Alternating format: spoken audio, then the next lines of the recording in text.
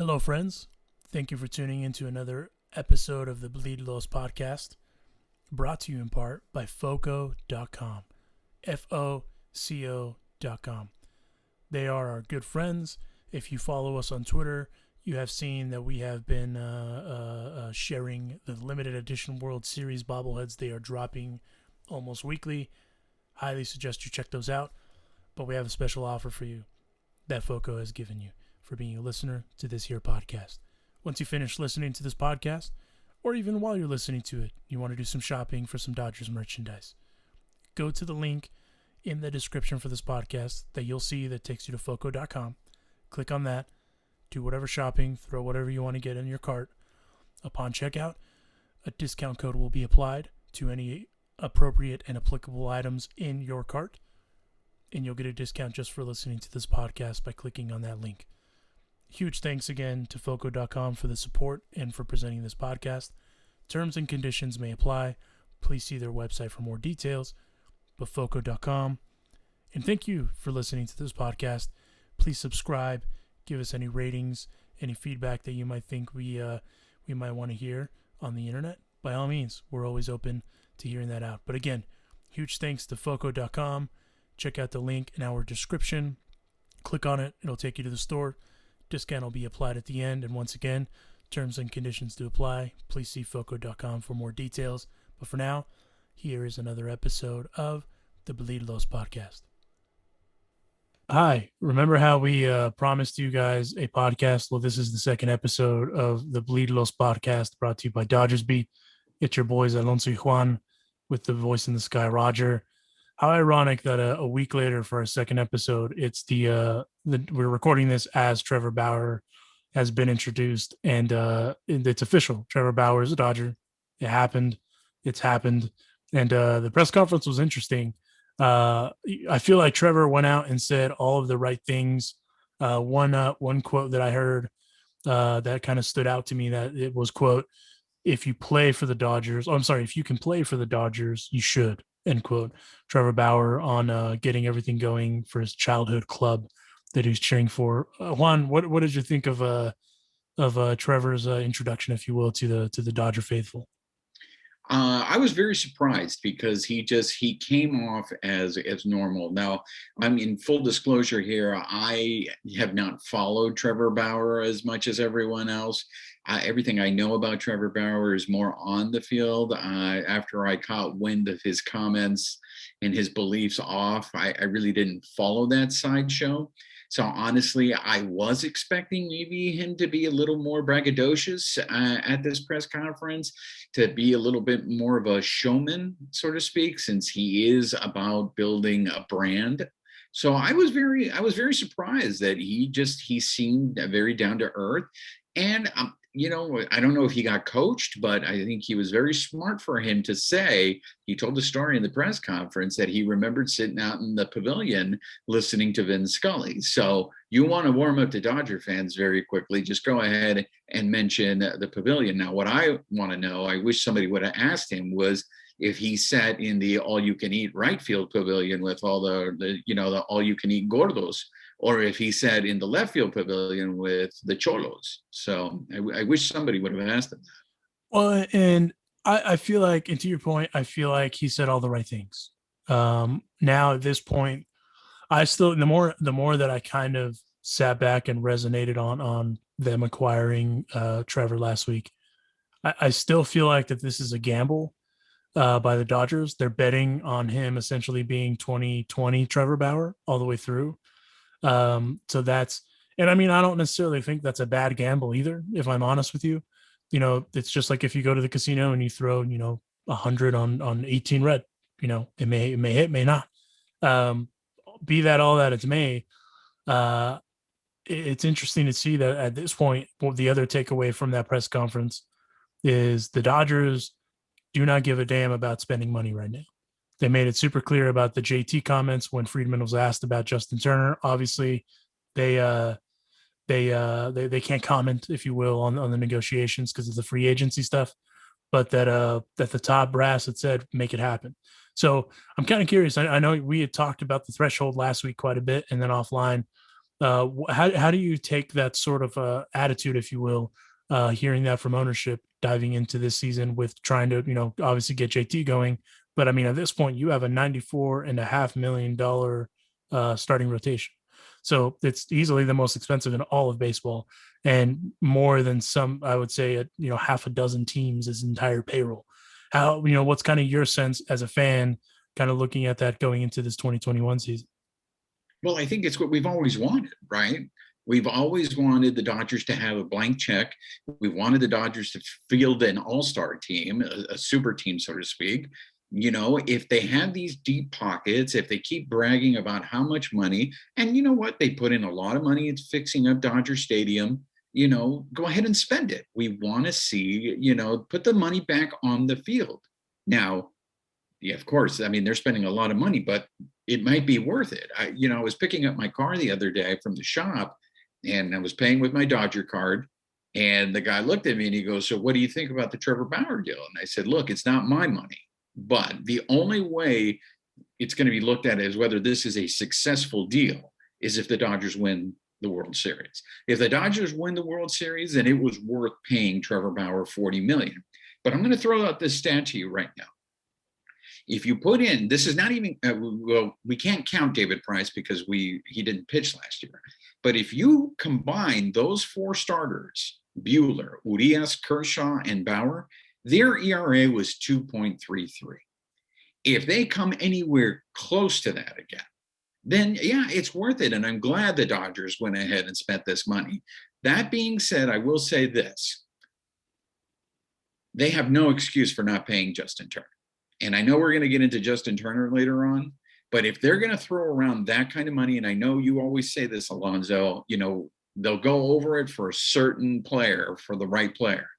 But I don't know how responsible it is to throw that much money at a pitcher like that. But hey, as a fan, I'd love to see it, and I hope it works out. But it's a crapshoot. I mean, you could spend all this money and you get the team that everyone says should win on paper. I mean, Pacoda has them projected for over 103. I think Baseball Graphs has them projected for over 100 wins. I mean, there is a lot expected of this team. And I think maybe that's why I saw a different Trevor Bauer at this press conference.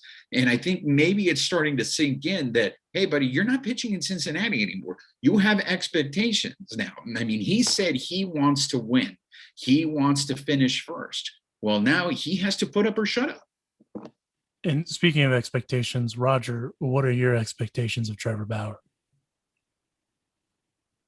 I'm expecting, I mean, to see a Trevor Bauer from 2020, we might get that. I mean, I think he's really upped his game in the last year. And, if we can get, if we can get 3/4 of what he did last year, I think we're in a good spot. I expect him to go out there, with a lot of pride. He's pitching for his hometown team. He's going to go out there and give it and bring it every game, I think. And, I think he's going to still surprise a lot of people that are doubting. I think he's going to bring it next year, and he's going to be right at the top of top 3 pitchers in the league, I think. Well, and one interesting take there as far as money goes. So the Dodgers' current starting rotation is more than the entire team's current payroll of the Royals, D-backs, Rangers, Brewers, Tigers, A's, Mariners, Rays, Marlins, Orioles, Pirates, Indians. Yeah, and you know what? You know what's sad about that statement is not that the Dodgers are spending so much money; it's that those teams aren't spending money.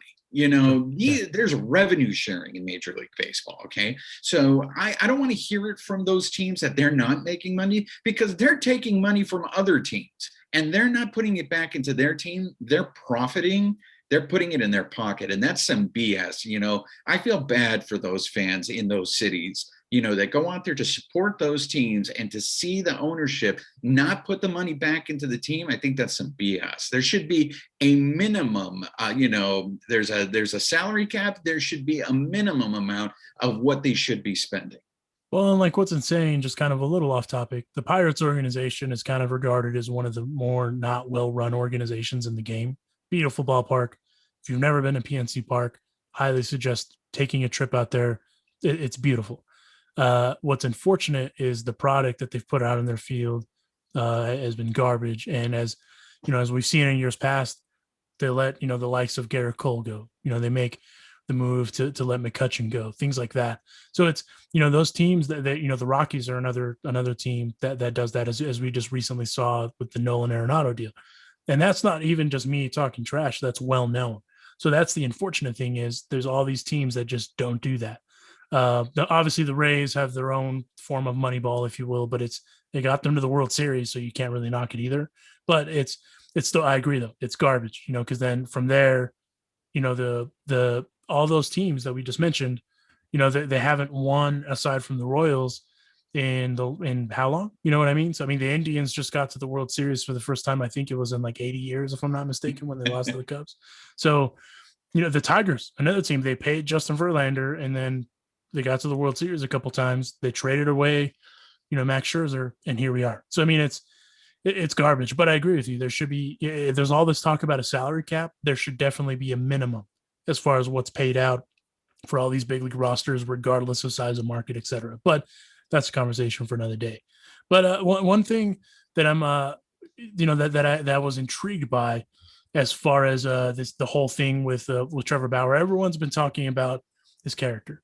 Molly Knight in the Athletic. If you don't have the Athletic, I suggest you subscribe and check out her work. She has a relatively scathing article on Trevor Bauer, and Andrew Friedman was asked on what he would say as far as the disappointed Dodger fans that did because they signed Trevor Bauer.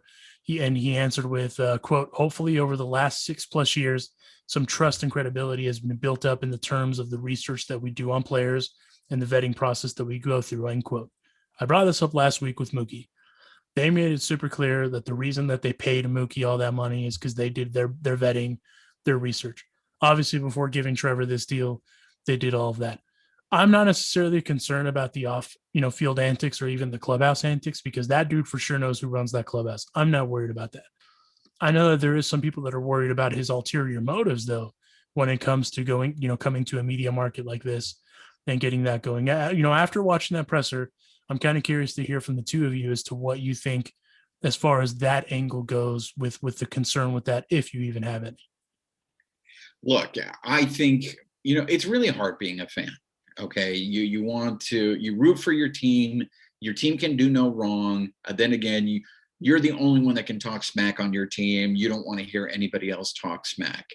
When it gets to something like this, I mean, look, if people are old enough,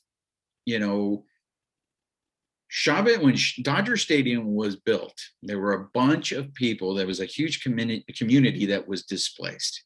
And in particular, it was Latinx. Now, there are some older fans, Latinx, people who swore off the Dodgers at that point, said, "I am not going to root for the Dodgers because of what they did to that community." And it's funny because then comes Fernando Mania in the 80s. And I think a lot of those fans came back. I think it's, be careful when you get on your high horse and you say, you know what, I'm going to take a moral stand when it comes to sports. Roger and I can laugh about this, but we stopped going to games when Frank McCourt was running the team into the ground. I think what McCourt was doing to the team is a little different than what's going on with Trevor Bauer. I've seen it also that a lot of people have sworn off being Dodger fans because of who Trevor Bauer is. Now, I've also seen a lot of people come to Trevor Bauer's defense and say he's not that same guy. So if someone shows remorse, if someone shows, that some sort of contrition that, hey, I was wrong about this, I was ignorant, then you got to give the guy credit and own up to it and see, like, the guy owned up to his thing. Let me give him a chance. Now, I can't sit there and tell you if in the middle of the season, all of a sudden he starts saying build the wall again, that I'm going to be like, F Trevor Bauer, but I'm still going to watch the Dodgers. But that's because I love baseball. And this is my team. I can't just quit. I have no emotional investment in any other team. The Dodgers are my team. I'm always going to root for them no matter how much, they drive me up the wall. But I will say, I will say this: if you read Molly Knight's article, she's not lying. And I think she's doing a good job by bringing up those points, because I think it's very easy to go ahead and dismiss this and there is no accountability. So I feel what Molly Knight is trying to do is try to at least hold Trevor Bauer to some level of accountability. Now, how much will fans actually pay attention to that or research that? That I don't know. It's all going to come down to how he's pitching. Winning fixes everything. If he goes out there every fifth day and he shuts down and he gives the Dodgers a W, I think this is going to be a non-story for the majority of Dodger fans. But if he starts mouthing off and his performance is not what it was expected to be on the field, then you're going to probably start hearing a bunch of people say, see, we should have never have signed. No, and I agree with that. I think that it's going to be interesting to see how Trevor reacts overall to essentially being on the spotlight, right? Because he's going from these other, Cleveland made the World Series, but they are nowhere near the behemoth of a fan base and a media market that Los Angeles is in general, period. That's just the end story, right?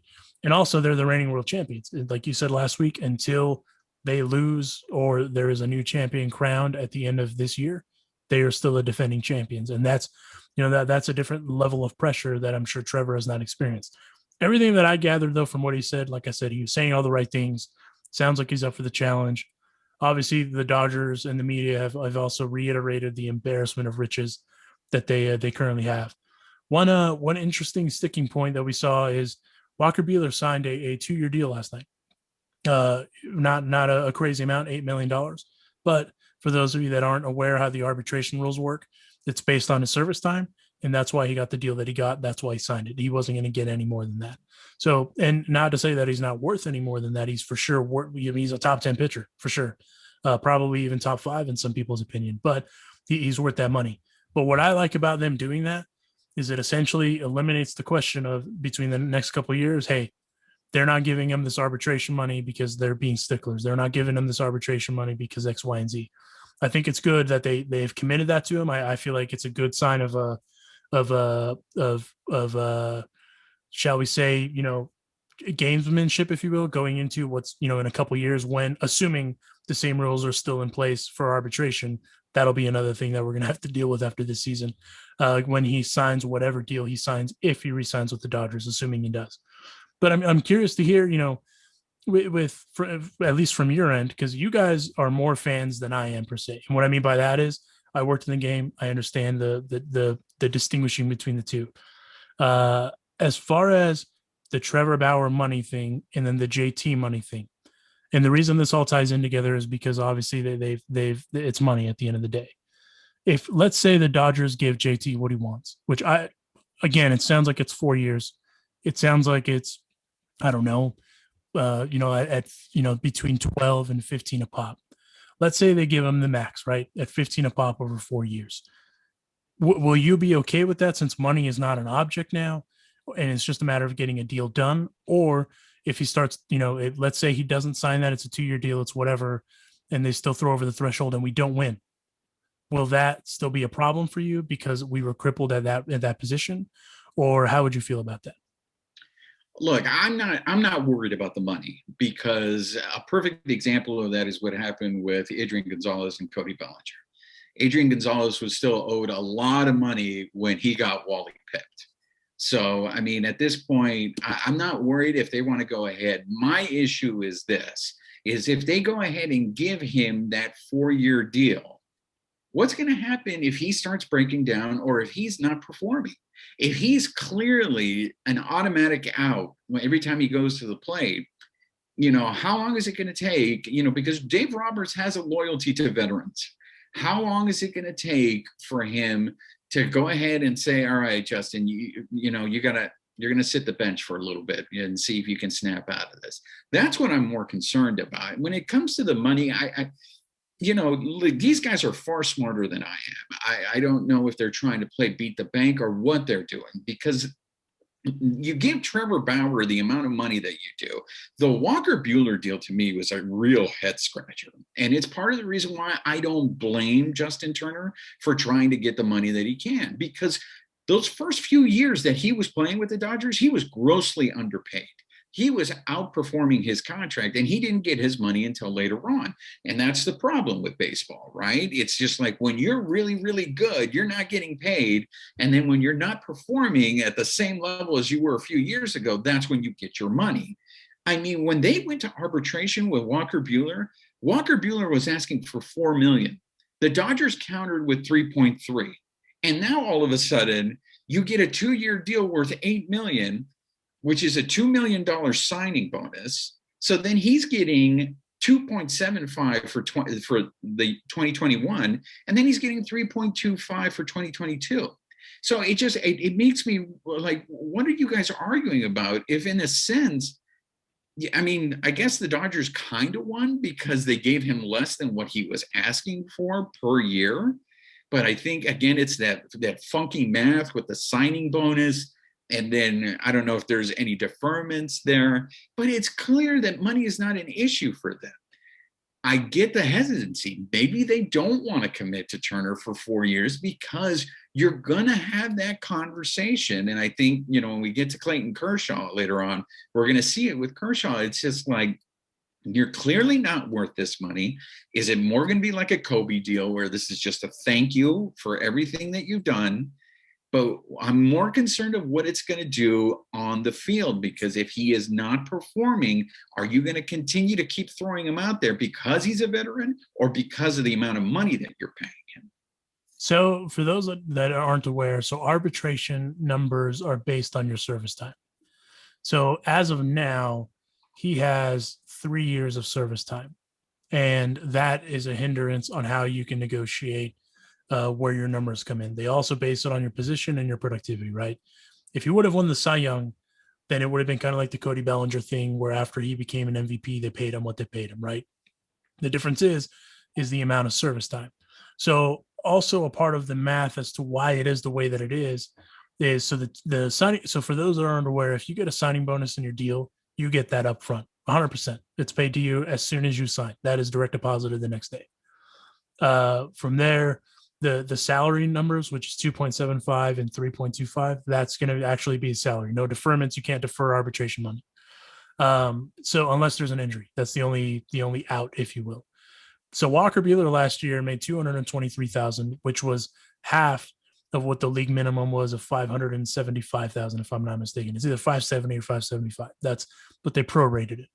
So the offset of money, as far as like with some of these deals that are happening, like the Yadier Molina deal, the reason it was $9 million is some of that was to offset what he didn't get paid last year.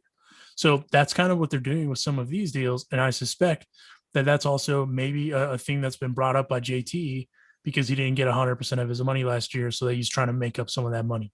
Again, I understand. I can't tell a guy that he can't, try to make money, especially if you're good enough to do something like this, whether it's sports, music, whatever, then you should be getting paid. That's just the honest truth. So, I mean, going into this year, he's got his signing bonus, all that jazz. So he's taken care of. For me, what I think makes it's a good faith thing. You gave this dude a 2-year deal. It avoids 2 years of arbitration, and there doesn't have to be anything ugly. But most importantly, you're coming in at a fair number that he was going to get regardless because of arbitration. And because sometimes arbitration can get ugly, and you don't see eye to eye between what your GM is telling you, and likewise what your agent's telling you. So I think this was a good move for the Dodgers because it avoids all of that. There's no ill will, anything like that. Everyone's getting paid. Everyone leaves happy. That's that, right? Because he's going to get paid. He's going to be a Super 2 player now after this, which means, when arbitration comes around, he can get that Cody Bellinger money because he's got more service time. So I don't think it's an unfair deal. I think it's beneficial for both teams, and it's done.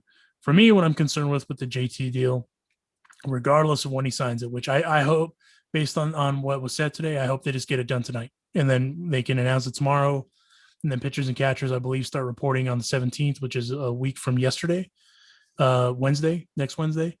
And then no one has to talk about it again, right? The only thing I am worried about with JT is just a breakdown, just overall lingering injuries. I mean, shit, today, you and I, all three of us, we were talking about how I woke up with the worst Charlie horse ever. I'm 34. And I'm not like in terrible shape. You know, I still do stuff, but that's just from riding a bike. Like it's not even anything. So for for these dudes, I know it's harder every single off season to just get in shape. And speaking of that, the fantastic work in that LA Times article that was dropped by oh man, I need to find his name so I can give him credit. Jorge Uh, Castillo. Jorge Castillo, thank you. I knew it was Castillo. I just wanted to give him the right name. Uh, he was embedded with Clayton and his family for a little bit, and he was very candid. And that's honestly the most candid I think we've heard Clayton in a long time. And they talked about everything. And he kind of talked about where his weight is at now, at the age that he's at. Where he was at before. He turned 30. What he needs to do to kind of get ready. And this is the first time he even said in a while that he didn't feel like he had to go as hard as he had in years prior. So I don't know if that's because he kind of talked about it a little bit. The pressure might be off a little bit, if you will, but I don't think that's necessarily a bad thing. But my general takeaway from that article is I think he's going to retire after this year. Win, lose, whatever, barring injuries, of course. I feel like he's going to retire and doesn't want to pitch anywhere else. He just kind of wants to be home. So I'm kind of curious. I know you read it. I sent it to you guys the other day, and we all kind of talked about it a little bit. What was your takeaway on Clayton's kind of current outlook, if you will? For those of you who don't know, that article can be found on the LA Times, Jorge Castillo, and it's been getting, rave reviews everywhere I look on Twitter. Every sports writer, I think, has been showing a little bit of jealousy about that article. And it, I love when you see people or you hear people just be blatantly honest. For the longest time, I've always, especially after those agonizing playoff defeats, the guy owned up to it. He never, pointed the finger at anybody else. He went up there and he accepted it, that he didn't do his job. I think you've said this too about him in the article. He mentions about wanting to spend time with his children. You hear this a lot from, working professionals. I mean, heck, even a regular mom and dad at home, when you were working 12 hours and then you get home and you're so tired and you got to make a dinner or you have to try to find some quality time with your child. I can see. The guy has made over $250 million from his career. I can see that he wants to go ahead and spend time with his children. And if he does, his children should be very grateful for the fact that that guy probably could have milked it a little bit more if he decides. If he does decide to retire, I think he'll be doing the Dodgers a favor. I would have loved to see him just be a Dodger his whole career. I don't want to see him, pitch for anybody else. I know we're not going to see that anymore, where you're going to see a player play for one organization their whole career. I loved when Tony Gwynn did it. I loved that Cal Ripken did it. So I'd like to see it one more time because I just don't think we're going to see it anymore. But if he does retire, he's going to be doing them a favor, because everything we're going through right now with JT, I think we're going to be dealing with Kershaw next year. How much is he going to want? You're going to have fans saying he has to be a Dodger, pay him whatever he wants. Now, is he worth the $30 million? Who knows? What if he has a spectacular season this year? The guy defies odds. If you read that article, he has this crazy workout routine, and he even admits he hates that because he has to work that hard to be able to be on the mound. So if Kershaw does decide to retire, look, the 2017 World Series and what came out after that has changed everything for me. After that 2017 World Series, it was really hard for me to defend Kershaw because I just had no explanation, right? He blew a 4-run lead and then he blew a 3-run lead in that game. And he's supposed to be the best pitcher of his generation. That doesn't happen, right? But now we find out why he blew a 4-run lead and why he blew, and it changes everything. And we've talked about this in the post-game show in the playoffs, and I was just so happy to see him finally win the World Series. And you feel that when you read that article. You feel they mention it. It's this burden that has been lifted from him. The guy has nothing else to prove. If he continues to play, it's truly because I think he enjoys playing. And I don't think that shouldn't be a rarity. If someone loves doing something, they should be allowed to continue to do it. It's just selfish reasons. I just want to see him be a Dodger for life. I don't want to see him go sign with the Rangers and see him struggle with it, but he'll be closer to home. And if he's happy, who cares? This is just selfish reasons. I want to see him, be a Dodger for life. And he's clearly going to go into the Hall of Fame as a Dodger. None of this Piazza crap going in as a Met. I still argue to this day with all my friends, Piazza should have gone into the Hall of Fame as a Dodger. He had better numbers as a Dodger. I mean, we knew what happened there, but I digress. Anyways, I think for Kershaw, getting back to Kershaw, it's his call, his decision to make. And if the guy wants to call it quits, you tip your hat to him, and I'm going to the Hall of Fame when he gets inducted. What say you about that, Roger? About after you read that article, what was your kind of sense? Yeah, I mean, for sure, the next Dodger in the Hall of Fame is going to be Kershaw, whether that's 5 years from now or 10 years from now. We know it's Kershaw. And yeah, I mean, reading that article, you kind of do get that sense that, yeah, I mean, he may be leaning, towards retiring. He says he hasn't even they haven't talked about any type of extension. He doesn't even know what's going to happen. So you get all that, from that article, saying he loves, picking up his kids. He knows exactly, what was it, like 9:43? Like he was doing a workout, and they asked, like, what time is it? It's like 9:43, and he's like, and he knew exactly where his daughter's at that time. It's like, this guy, it's about his family. And, at the end of the day, that's going to be, I think what's going to decide it for him. Does he want to spend the time with his family, the next, 5-6 years as they're growing up? I mean, what's their age? Callie, being the oldest, she's what, like about, 5 or 6 now? And she's then, 5 or 6, I believe. Yeah. Yeah. And then, they have a newborn that's probably going to be about 1 now. So, this is their years where they want their dad around. It's a lot different when, if they're older, 15, 16, 17, they're doing their own thing. But, this is a time where they're, being a kid, you want your parents around at that age. And I think, that's really going to be a tough decision for him, especially if, when it comes to the end of the year, it's something that they talk with the Dodgers, and maybe the Dodgers, they know where they're at financially, and they know they can't give him $30 million a year.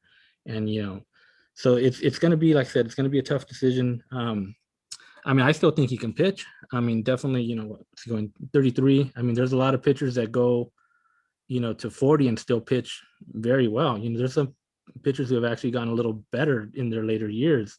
So, example, like, Rich Hill, obviously he's not a, flamethrower like Kershaw was or had the success, but, he's improved with age, and he's made a career of, having that longevity. So, it'd be interesting to see Kershaw on a different team. Like you said, if he goes home to the Rangers, I don't see him, being on a team that's, struggling and continually struggling through years. I mean, he's used to winning, and with the Dodgers, I think they might have missed the playoffs maybe once or twice in his career. So it's definitely going to be a toss up. But yeah, I mean, reading that article, you do get that sense that, this might be it. Well, and I feel like, so one quote that stood out to me as I read it. So you're talking about the workouts that he does, right? He sees a physical therapist twice a week, throws with a small group of professional pitchers at the high school there in his neighborhood. And he works out, in his gym. He has a gym in his home. There's a quote in there that he says, quote, "I'll tell you what, I would not be doing this if I didn't play baseball." Kershaw said, end quote. Quote, "I think about retirement workouts all the time. Straight upper body, some crunches, maybe mix in some elliptical every once in a while, in and out in 45 minutes, then straight to the golf course," end quote. What I've learned on my short time on this floating rock is, if you're thinking of retiring, if you're thinking about it, you should probably, if you're thinking about it, it's more than likely going to happen. And I think a big thing for him, and I don't want him to retire if that's not what he wants, right? But from what it sounds like, what he wants is that he wants to be there for his kids, especially at this age, like Roger said. If he retires, for those reasons, hey, no one can fault him. I don't want him to retire though because of injury. Sandy Koufax famously retired because of injuries, and that was a career cut short, right? So, and I also don't want him to hold on to the dream, for lack of a better term, and then just be a shell of himself either. That's not fair to himself, and it's not fair to his family either, because that's how you end up getting hurt. So, right now, in my opinion, he doesn't have to prove anything. Even if they wouldn't have won last year, he's a first ballot Hall of Famer. There is anyone that questions that is probably voting for LaTroy Hawkins. Like that's preposterous. And there's no way that Clayton is not a first ballot Hall of Famer. You look at his stats, it's insane, right? I definitely think that, once you start talking that way, you're probably leaning towards that way. I also don't think he wants to go pitch in Texas because of how competitive he is. It wouldn't make sense for him to pitch there. Definitely is not going to pitch in Houston, of course, but it wouldn't make sense for him to pitch in Arlington, because that team isn't going to be good anytime soon. Even if they made a bunch of moves, it wouldn't make sense. So I'm of the party that I think he's going to retire after this year. I know that's probably an unpopular opinion, but the dude doesn't have anything to prove at this point. He's done everything, and then some. I mean, he won the MVP. So, for me, it's like, hey, man, if that's what you want to do, that's what you want to do. Ironically, as we talk about money, so next year, if the season, once the season ends, before arbitration, guys, the total salary that's on the books for the Dodgers for total payroll is $137 million, roughly. So they're going to have the flexibility. And as we talk about Andrew Friedman, once again, he's positioned the Dodgers to not only be in a spot where, hey, they're going to have to pay the Cody Bellingers, they're going to have to pay the Cody Seagers, or Corey Seagers, I'm sorry. But, Cody's still in arbitration year 3, assuming the same system's still in the same place, right? Gavin Lux is pre-arbitration. Will Smith is pre-arbitration. Julio Diaz, because he's an international player, second year of arbitration. Austin Barnes would be a question mark at that point if Kershaw retires. But I mean, moral of the story, the Dodgers are set up where their only guaranteed contracts going into next year would be Trevor Bauer, Mookie Betts, David Price, Max Muncy, AJ Pollock, Joe Kelly, Blake Trinan, Walker Buehler, Tommy Kaline. That's it, aside from the arbitration guys. Wait, so, Bellinger's not? No, because Bellinger would be in arbitration year 3. Okay. Well, but isn't that crazy what you just said right there? Their salary is, I mean, their payroll is going to be 130 million range. And you said that's going to give them a lot of flexibility. At the beginning of the show, you were talking about all those other teams that were barely spending 50 million on their payroll. And here are the Dodgers doing almost 3 times as much, but they still have flexibility to get more. I think one of the things that we also have to consider, guys, is that there's probably going to be a strike next season. I think there is too. I wonder if that's going to, is that why he's putting that retirement? I mean, I agree with everything that you said. Once retirement is in your head, it's something that's probably you've been thinking about, but I'm wondering how much the idea of the pending strike factors in on it's time for me to walk away. So I also think, and this is something that I wanted to touch on later in the theme, but I guess we can impromptu do it. It's going to be interesting to see like what bridges, if you will, MLB is willing to die on. And I do think one thing that's going to be brought up is the arbitration side, because if you're not an international player, you have essentially 5 years of arbitration. For some guys to get paid, that's a long time.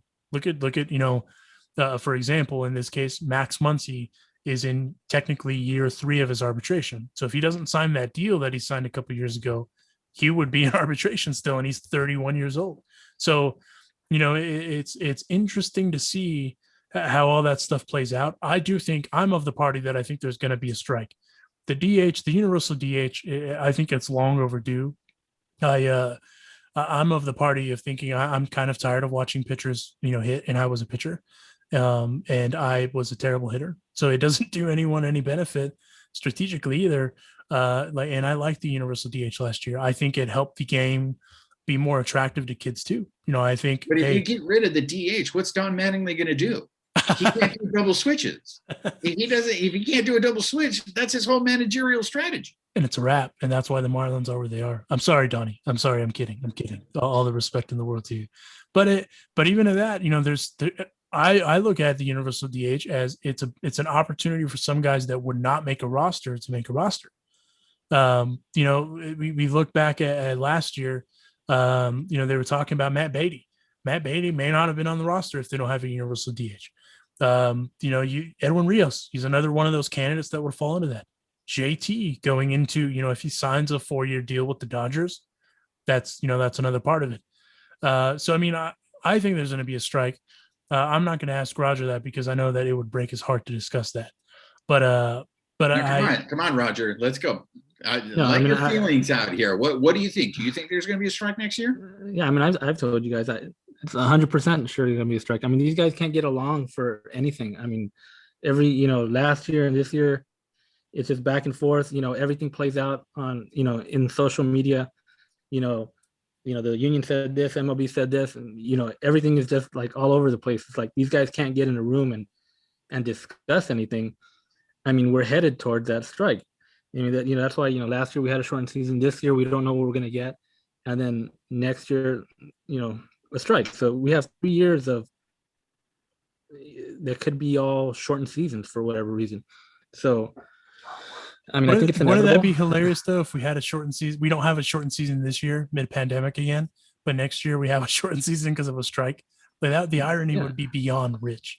Yeah, we might be looking again next year at another 60-game season because who knows how long that strike's going to go. If it goes into effect at the end of the year, how long is it going to go before they even get into a room together? You saw it was last week that they were discussing like, oh, should we start the season late? 2 weeks prior to guys reporting to camp. So like, is it going to go down to like the same thing again 2 weeks before camps open? They'll be like, oh no, we got to get this together before we could get back on the field. So it's like you just don't know what these guys are going to do.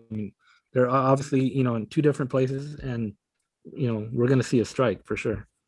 You bring up a good point there, Roger. I think it's crazy. I never thought we would come to a point where 2 weeks before spring training, a week before spring training, players aren't signed. That just didn't happen when I was growing up as a kid watching baseball. You knew what team you had going into spring training, and now it just seems every year it's now become commonplace to have, not maybe this year, but you had major stars that still hadn't signed. And is this all on Rob Manfred? Is Rob Manfred that bad of a commissioner that he has completely mismanaged this? Or how did we get to this point? That's a good question. I feel like that's a big loaded question too. A part of it is obviously the since the last collective bargaining agreement, there's been so many things that have changed. Social media presence, branding, this whole thing too, where they want to have this initiative where more kids are playing. There's been a lot of things that have changed. I do feel like there is a bunch of things that Rob Manfred has done well for the game, and there's a bunch that have not been good for the game. How last year was handled overall from a player perspective, with how they went, in good faith, I should say, how they went about those negotiations was ultimately like kind of the straw that broke the camel's back when they announced that deal with TBS for the extra playoff game at $1 billion or whatever the case may be. And all the owners kept saying, oh, we don't have money. We don't have money. Dang, well, this $1 billion just showed up out of nowhere. So you mean to tell us that you don't have any money, but you have this $1 billion check that's coming? So, things like that, obviously, irk the players. From there, it's just, it's a little bit of just back and forth. Cause once it's just like in real life, once one friend starts talking about whatever, every little thing that bothers you is just going to continue to add up. And that's where we are now. But ultimately the union and MLB are just not on the same page. They weren't even on the same page with, like you said earlier, the season starting on time. They weren't on the same page about the universal DH. They weren't on page about a bunch of stuff. So, going into this season, obviously that's boiled over and then some, and that's where the inevitability of a strike comes into play. And that ultimately does come on Ryan Manfred 100%. There's nobody else to put that on, because how they portrayed all that stuff last year. Well, oh, we don't have money. We don't have money. In reality, they had money. they just didn't really know how to tell the players, hey, well, we have this money. We just don't really want to give it to anyone aside from us pocketing it. And here we are. I mean, it's inevitable. But I mean, there's other things that have boiled up with the arbitration stuff, because some guys, it takes forever for them to get paid. I know that MLB has in general, their TV deals are a weird thing too, how they're dealt with. That's why the Dodgers have this crazy TV deal that they have, but the Rockies don't. So, it's different things like that, and even how profit sharing is handled. Some teams feel like they shouldn't have to give that sort of profit sharing to the smaller market teams because, like you said, Juan, they don't spend it right. They pocket it. So it's Manfred did cultivate some of it, but a lot of it is just kind of like how Bud Selig. Bud Selig, I feel like what he should have done when they were in the steroid stuff.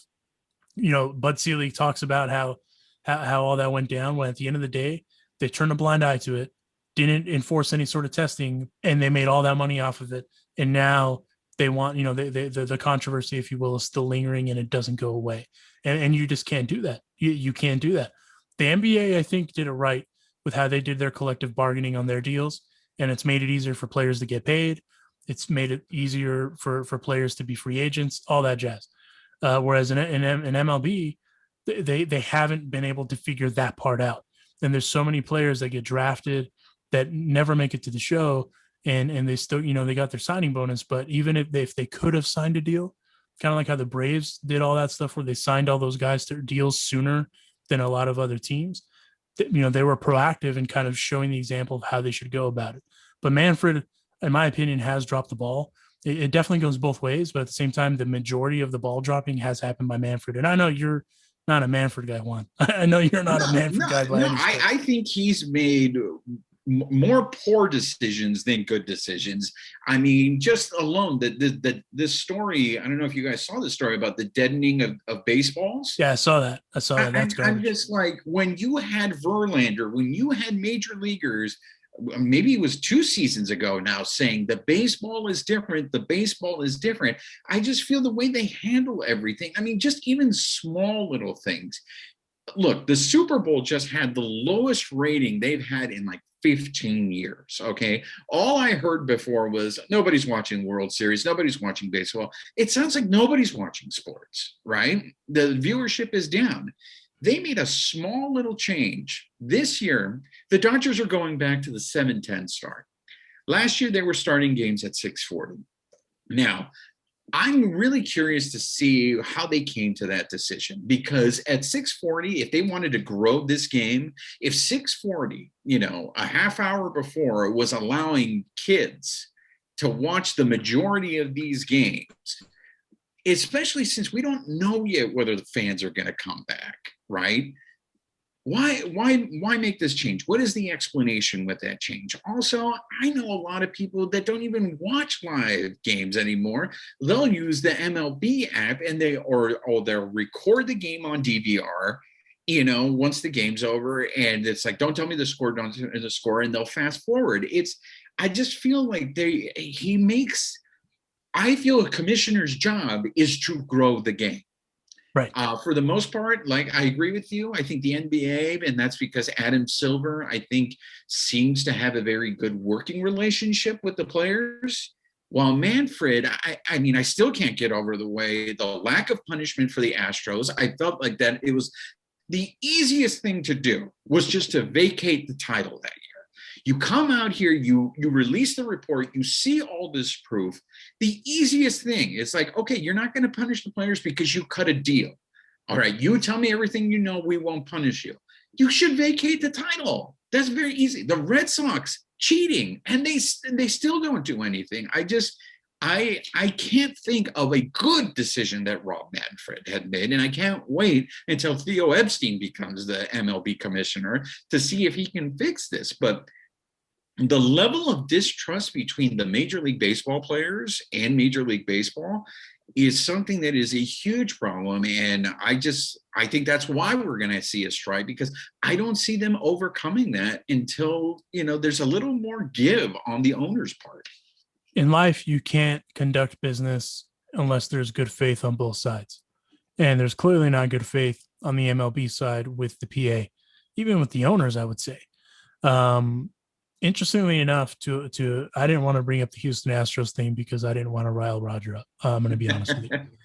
Never forget, right, Roger? Never forget. Hashtag never forget. Um, one interestingly about ratings. So for the 2020 World Series, there was 9.7-ish million viewers per the 6 games on average during the series, which is 32% below the previous World Series. So it kind of shows the evidence, that the viewership has gone down. I don't know the NFL stats. I know. I mean, I'm going to be honest with you. That Super Bowl could have been an email. That was a garbage Super Bowl. I hate Tom Brady too. I mean, I'm not, as you know, I don't fit like cheaters, and I categorize him as a cheater. Roger's going to get real riled up now. Yeah, he is. He's going to get triggered, but I don't care. Whatever. I told you, I'm not a Brady fan, but you can't underestimate what the GOAT has done. Stop he's the GOAT. He's the GOAT. I mean, he took the Patriots all those years. If you remember far back, and getting off topic a little bit, Patriots were one of the worst teams in the league before Belichick and Brady got there. Yeah, then they win, 20 years. Now the guy leaves, goes to Tampa Bay, and they win. I mean, come on, he's a GOAT. Well, I mean, what do you expect? He also gets a lot of help because I'm still not over the Tuck rule. The Raiders should have won that game, and there would have been no dynasty by the Patriots. That was some BS. That was a fumble. Well, and let's I mean, if we're just going to air some stuff out, no pun intended, then the other part is you can't record stuff and then expect there to not be a quote advantage. So come on, get out of here. Like, he's a cheater. Once you're a cheater, you're always a cheater. That's just the truth. That's like, whether it's by association or it's not, you're a cheater. In my opinion, any one of those Astros that tries to say, even Fires, like, I respect what Fires did, but he still benefited from it. Yeah. You're still doing the thing. That's why they had to vacate the title. There had to be a level of accountability so that no other teams could do this again. And what's going to be interesting is this is going to be relitigated again, however many years from now, when the first one of those guys, whether it's Altuve, whether it's Bregman, whether any of those guys, even Verlander, when they come up for Hall consideration. Yeah, it's going to get relitigated again. And guess who's going to ultimately be the bearer of the blame there is Manfred, because they didn't do anything. And listen, no one wants to be the bad guy in that situation, whether it's you're parenting your kids or you're, dealing with Pee Wee baseball, but they cheated and everyone knows they cheated, and there's evidence of cheated. It's clear, corroborated evidence that they cheated. And the fact that was not handled by Manfred, aside from what he did, it's garbage. And then on top of that, you gave those dudes immunity. Yeah, that's an even bigger slap in the face. So for me, it's like, all these other things, I do think that the Astros, situation is going to be one of those reasons as well as to why there's a strike, because there's a lot of players that are still pissed about that. And ultimately there was no accountability. So you're essentially siding with cheating. And one thing too, with deadening the baseballs, they did not give a damn in 98, 97, when McGuire and Sosa were just going out there crushing balls. They didn't give a damn that they were juicing. And Bud Selig still had the audacity to be like, we're going to deal with this in a stern way and blah, blah, blah. But they didn't do anything. And then on top of that, they had no problem lining the pockets of everyone involved, whether it was MLB, whether it was those teams, even the players. No remorse, none of that. Is that something that we should look past? No. But what ended up getting relitigated when those dudes came up for Hall consideration? The same damn thing. So to me, you can't sit here and take the moral high ground as far as that goes. You just have to do overall what's the right thing. And that is, you should have vacated the title. And in their cases, all those records that they, quote, earned should be eliminated. Same with Bonds. I don't think Bonds should get into the Hall. I don't. And that's its own damn podcast. But I don't think that Bonds should get in either, because he falls in line with the same thing. And they had no problem riding that coattail and making all that money off of that either. And Bud Selig ultimately is the culprit that's responsible for that. And again, two inept commissioners, for lack of a better term, have gotten us in the situation. And here we are getting pissed about it on the internet. All right. Well, before we end, I do want to, there is one thing about the Justin Turner situation that I wanted to get into. And that is, if this doesn't happen, if they don't sign him, there is news that the Mets have engaged the Cubs on talk for Chris Bryant, for a trade for Chris Bryant. And also, there's rumors, I don't know how legit is this, but that the Cubs might include Kyle Hendricks. Now, if the Mets end up getting Bryant and Kyle Hendricks, it's going to be a fun season. But let's say that trade does happen. Does that mean there is more leverage now for Justin Turner? Or, does this mean the Dodgers are either they're going to go with Edwin Rios, they're going to go with a platoon? And let me throw a wild card at you right here, Alonzo and Roger. I want to hear your guys' opinion. If Turner goes and Chris Bryant goes to the Mets, what's it going to take to get Matt Chapman out of Oakland and into a Dodger uniform? That's a great question. Oakland, okay, here, I'll answer this first. I don't think one way or another, I don't think it enhances or decreases his leverage. I think the leverage is there because the Dodgers made that clear openly today, that Mark Walters just said, just make it happen. Whatever it is, just make it happen. So at that point, literally JT just needs to go to his agency and just be like, listen, whatever's in that Brinks truck, just pull it up.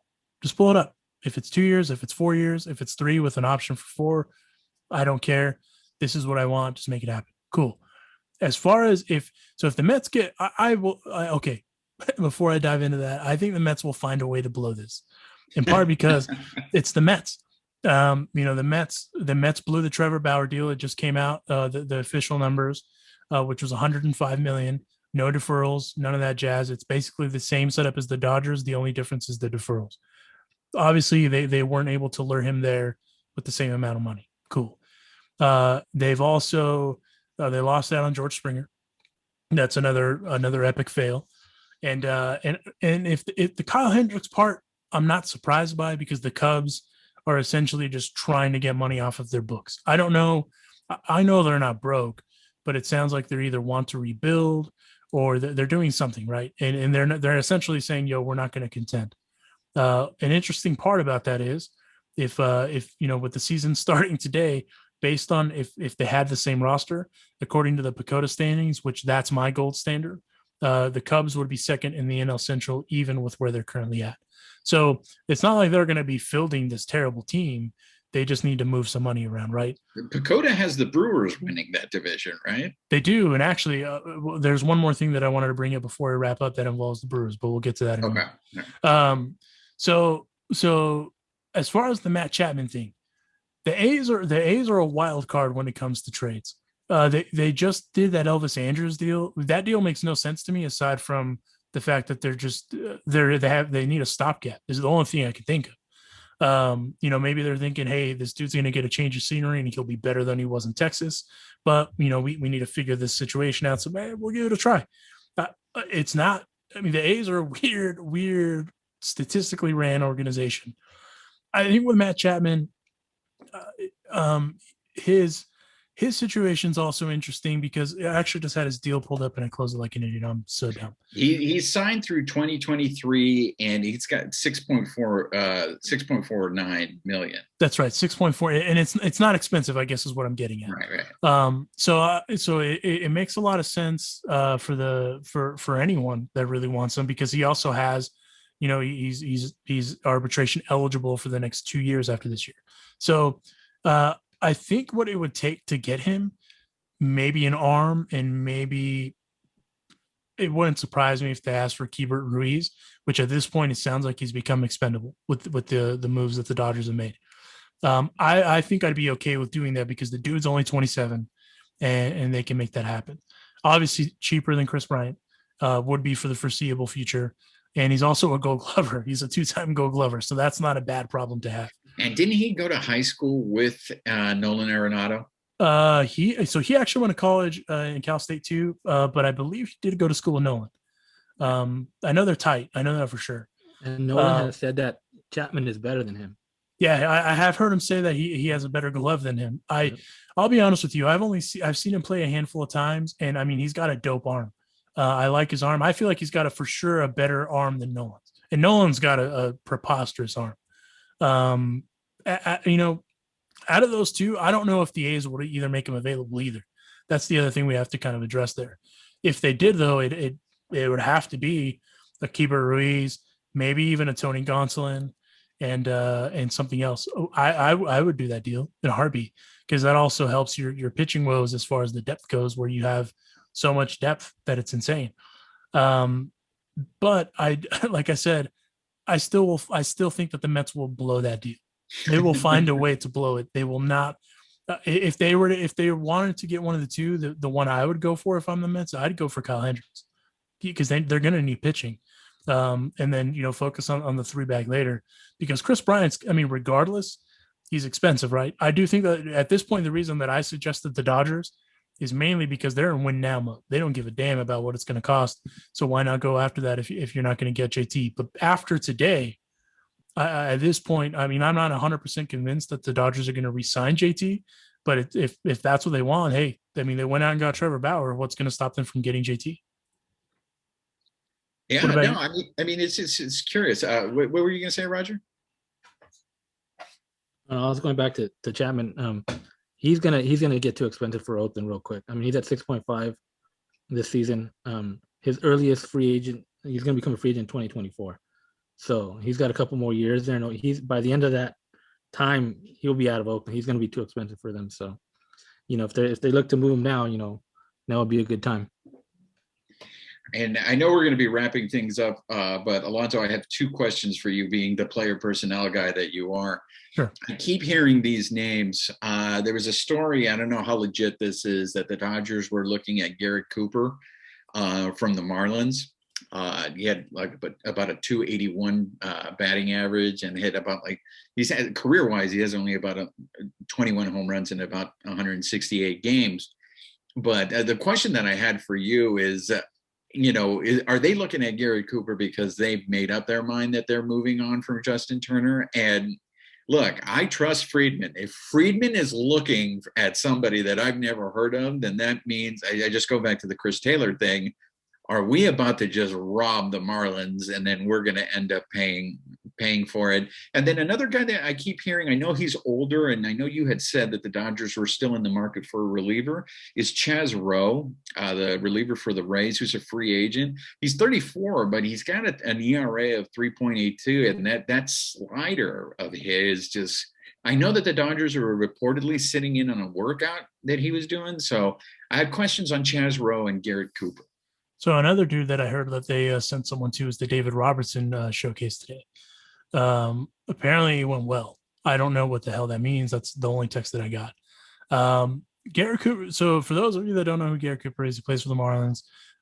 He's pretty good. I mean, he slashed 283 with 6 home runs and 133 plate appearances. He hits all the intangibles, if you will, with the Dodgers stats guys.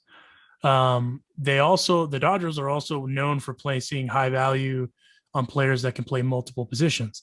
And Cooper is for sure a fit at first base, and he's an outfielder. And obviously that means you could move Muncy to third. Exactly. And then from there, you also have Chris Taylor. Chris Taylor can play third as well. So I have heard that they've checked in on him. However, there's a lot of teams that are checking in on him because it does sound like that the Marlins have made him available. The thing that I'm interested to see is the Padres have also checked in on Garrett Cooper as of a week ago ish, somewhere in there. The Padres, I know for sure now, after the Bauer bodying that happened, are for sure trying to get an edge, if you will, on the Dodgers. I don't think that the Padres would trade for him because I think it's going to be an overwhelming haul to get a guy like that. Again, Keibert Ruiz is a name that comes to mind that they can make happen for that. Some pitching, maybe even some lower prospects, I think would make that. I don't think that the Padres could compete with that package because they're going to want to hold on to their assets. As far as Mr. Rowe, I have heard there's multiple teams that are in on him. I don't know if the Dodgers are really willing to consider Chaz. However, wouldn't be a bad addition, with his ERA where he was at. They do need relief arms, and that's actually where this Brewers component comes in to mind. I'm kind of curious that to hear your take on this. There have been reports that the Brewers had made kind of hey, if you want to trade for Hader, give us this. The Dodgers and the Brewers have a fantastic working relationship when it comes to deals. I don't know why. It's never made any damn sense. But there's rumblings that they have inquired about Hader. I don't think that they're going to get Hader now, solely based on kind of where everyone is expecting them to end, if that makes sense. If they were to trade for Hader, how would you feel about that acquisition? Because it's going to be a big package, and if it does happen, it's going to happen in the middle of the night, and they're just going to fleece them a little bit, but at the same time, they're going to give up quite a bit. And I know that you're kind of bigger on prospects, so the reason that I asked that is because it ties into if they were to acquire Garrett Cooper, they're going to have to give up a big package as well. Here's my thing, and that is, all right, if we're making these deals now, are we going to have anything left to make deals at the trade deadline? Because we don't know. What if somebody goes down? I will say this, it sounds like it's going to be a very interesting locker room if you have Josh Hader and Trevor Bauer in there.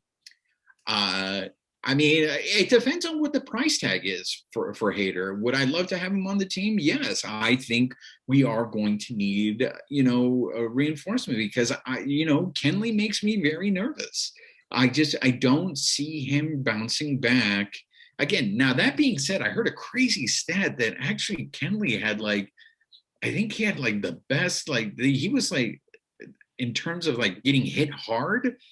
He wasn't really hit hard that much last year. He was the best in terms of, so I think it was just really bad luck on his part. But I don't know, watching every game, I see him just give up a home run in the most inopportune time.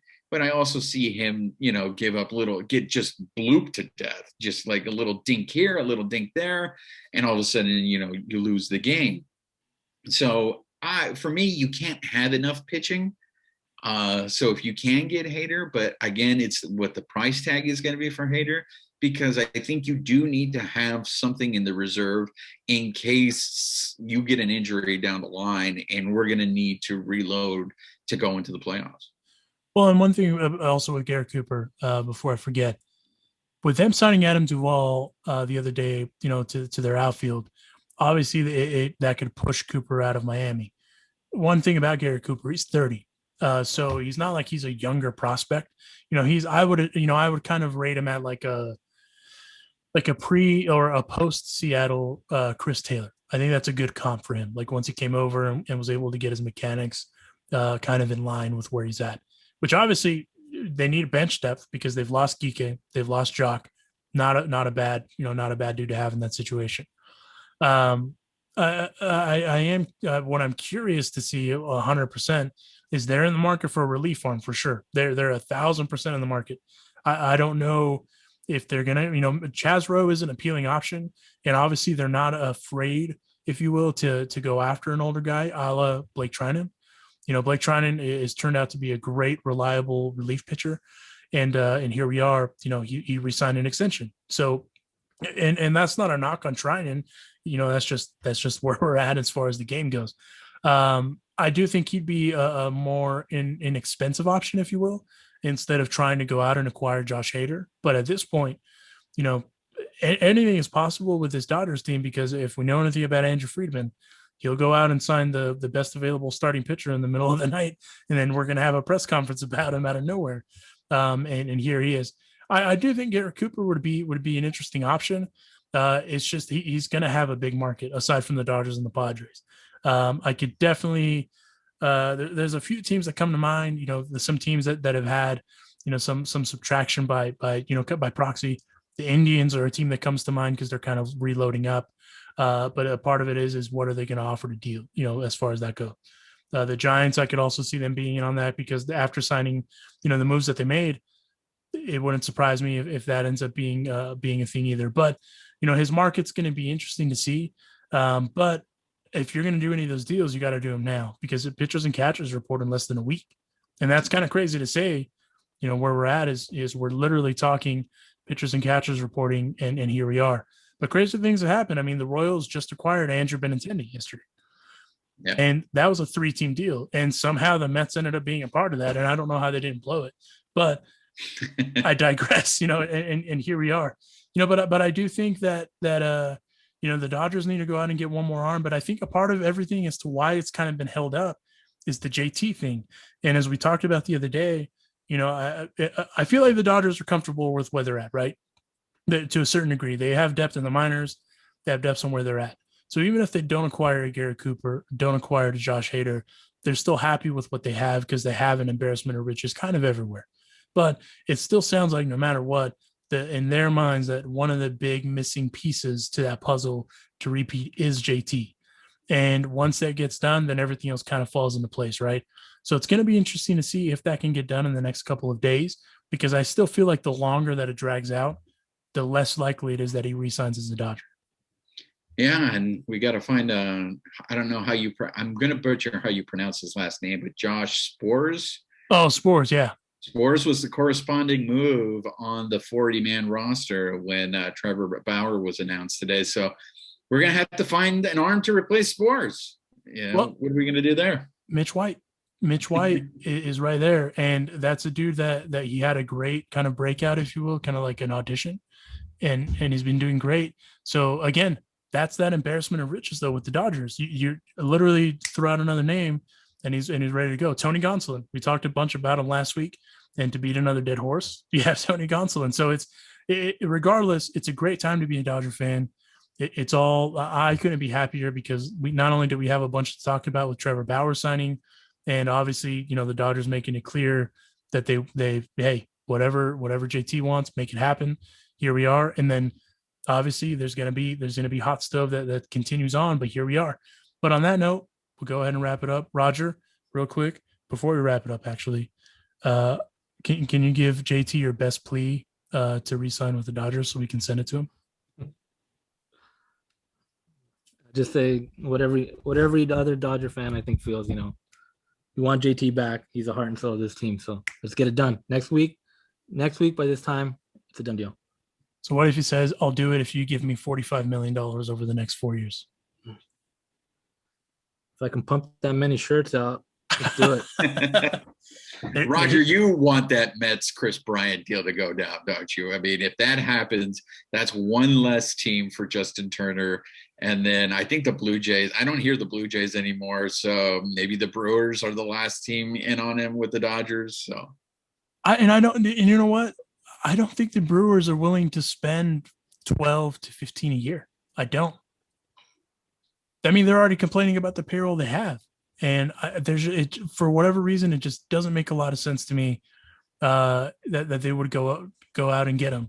However, the Blue Jays, they've been designating a lot of people for assignment over the last few days. So that could either be really good or really bad. They also just signed, or they were interested in Marwin Gonzalez, but I believe Marwin signed today. Yeah, Roger, yeah. You who did he sign with? The Red Sox. The Red Sox. Yeah. So and that's another one of those dudes that can play a bunch of positions that could have fit that. But again, here we are. Crazier things have happened. But on that note, JT, if you're listening to this, which you're probably not, but if you are, please do us a favor and sign so Roger doesn't have to come on here and cry every single week for multiple times throughout this 162 game season, because I feel bad for the guy already. He's doing his best, and he made a dope shirt of you. So please resign, por favor.